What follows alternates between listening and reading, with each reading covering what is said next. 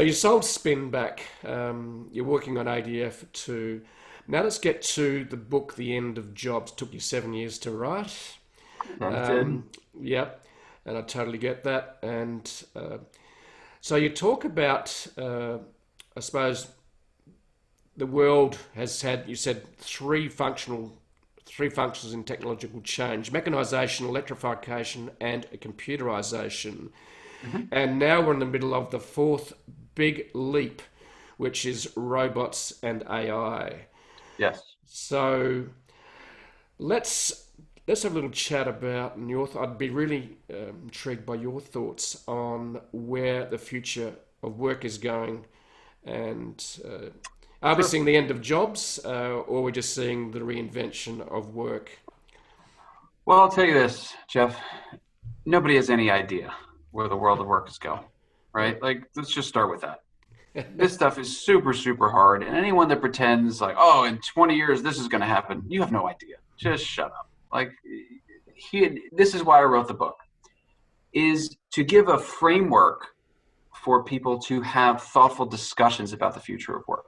Now, look, within it, I use that framework to make some predictions, and I'm not going to shy away. I will give you my thoughts about what's going to happen, but I acknowledge that they have a reasonable probability of coming true, not a very high probability. People that make predictions on the future of work outside of the corpus of evidence available, and to me, in the world of work, that is the history of work, as you identified, these three technological step functions we've been through before. How do you make predictions on the fourth industrial revolution if you don't study the first three? Exactly. So history of work is one. The data in the world of work is two. And then three is how companies actually engage workers.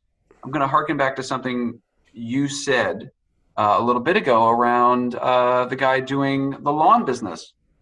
Everybody makes this assumption that I just want the cheapest employee to do whatever. And that's how companies make decisions.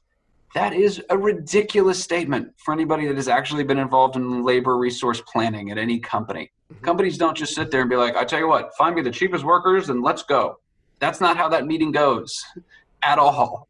And so that is the third piece of evidence, is how companies actually engage workers. And if we think about the history, the data, and how companies actually engage workers, we can really start to understand how companies and workers and government and society are going to adapt to robots and AI.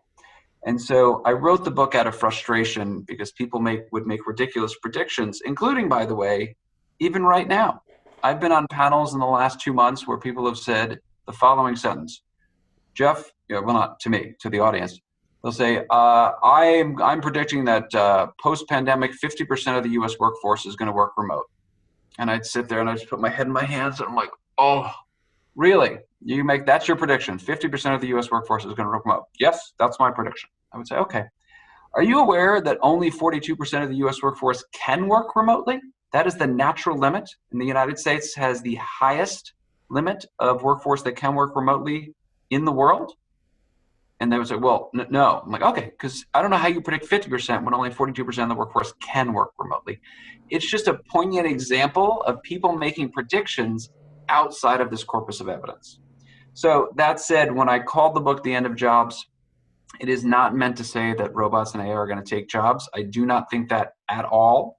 It is to say the job that we know, the one office, one manager, 9 to 5 job, that job is ending. And it is giving way to what we call the fluid, team-based, work from anywhere, always on job. But when we think specifically about robots and AI, I will tell you, when we break down the data, the most intelligent analysis I have seen and helped put together would say that we will have no net job losses from robots and AI. There will be job losses. 10 to 15% of jobs over the next 20 years will go, but we will grow other parts of the economy, we will grow other sectors, and more jobs will be created than are lost. And so the big challenge for the fourth industrial revolution is the same challenge that we had in the first, second, and third industrial revolution, which is we need to retrain workers from the jobs and industries that are dying to the jobs and industries that are growing. And that's the challenge.